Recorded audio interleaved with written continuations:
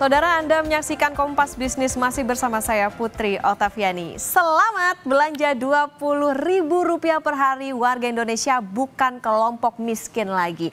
Pengelompokan miskin di Indonesia ini menurut Bank Dunia bahkan lebih rendah dibandingkan dengan sejumlah negara tetangga. Pakai penghasilan tahun 2017. Sekitar 7 tahun lalu, Myanmar, Vietnam, Thailand, dan Malaysia garis kemiskinannya sudah di atas Rp600.000 per bulan. Warga Indonesia bisa lebih sombong nih karena lebih pengeluaran per hari 20.000 aja udah jadi orang kaya. Data BPS bilang apa? Kita ke data berikutnya. Nah, kita bandingkan dulu data Maret dan September. Garis kemiskinan pada Maret 2024 menurut BPS nih ya adalah Rp582.932 per kapita per bulan. Atau kalau kita hitung secara harian dan dalam sebulan itu ada 30 hari, maka orang dibilang miskin adalah ketika belanja 19.431.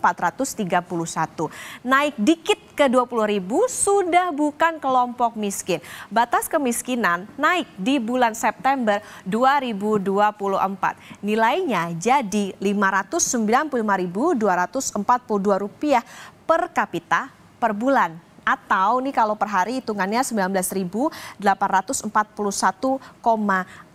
Nilai belanja bulanannya naik sekitar Rp40 menjadi segini. Nah, persamaan keduanya adalah belanja makanan mendominasi dengan porsi lebih dari 74% dan sisanya adalah non makanan. Mari berhitung secara awam. Belanja Rp20.000, 15.000-nya nih ya misalnya adalah makanan. Terus 5.000-nya itu masuk transportasi dan bayar listrik. Gimana dengan biaya sekolah ya?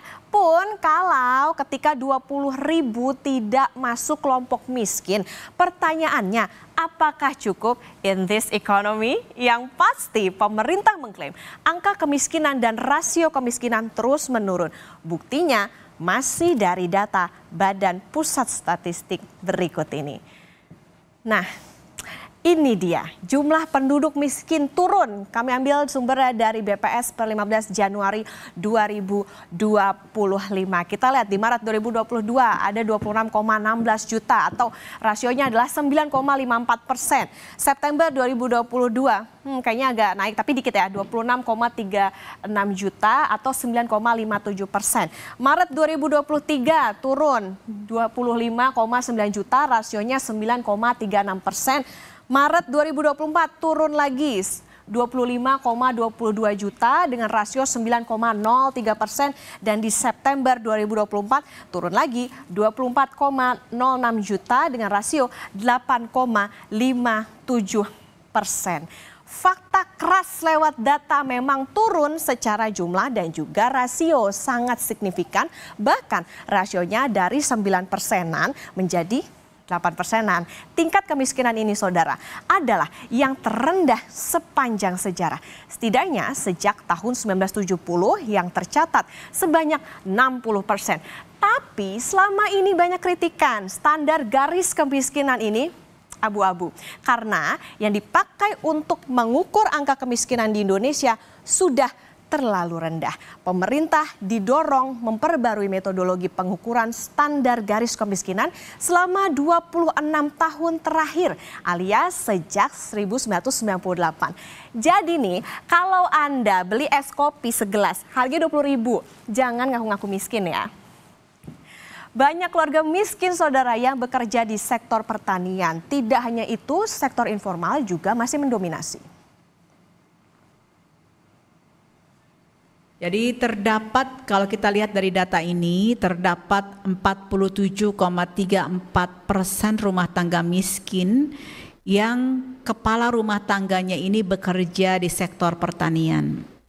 Kemudian kalau kita lihat dari segi sektor informal dan formal, maka persentase rumah tangga miskin yang kepala rumah tangganya bekerja di informal ini adalah 61,34%. Dan kalau kita lihat dari tingkat pendidikan kepala rumah tangganya, maka sebagian besar kepala rumah tangga miskin itu berpendidikan rendah, yaitu tamat SD atau tidak tamat SD, dan ini proporsinya sebesar 64,15%. Jadi kalau kita lihat gambaran ini, maka secara umum rumah tangga miskin di Indonesia ini didominasi oleh mereka yang kepala rumah tangganya bekerja di lapangan usaha pertanian dan status pekerjaannya informal, serta pendidikan kepala rumah tangganya adalah SD ke bawah.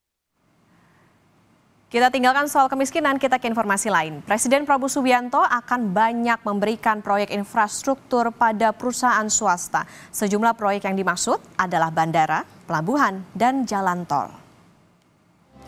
Pernyataan ini sekaligus membantah tuduhan bahwa ia menghentikan proyek pembangunan infrastruktur. Salah satu pertimbangannya adalah karena swasta lebih berpengalaman dan inovatif menggarap proyek infrastruktur. Peranan swasta juga diperluas demi mengejar target pertumbuhan 8% dalam 5 tahun kepemimpinannya. Saya ingin memberi peran yang lebih besar kepada swasta.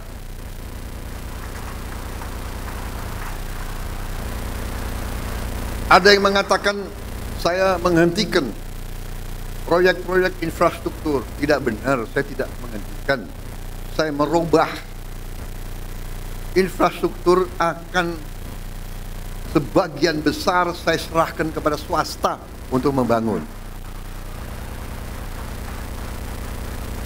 Swasta lebih efisien, swasta lebih inovatif, swasta lebih pengalaman, saudara-saudara sekalian. Jadi nanti jalan tol, pelabuhan, bandara, saya serahkan swasta, silakan bergerak semuanya.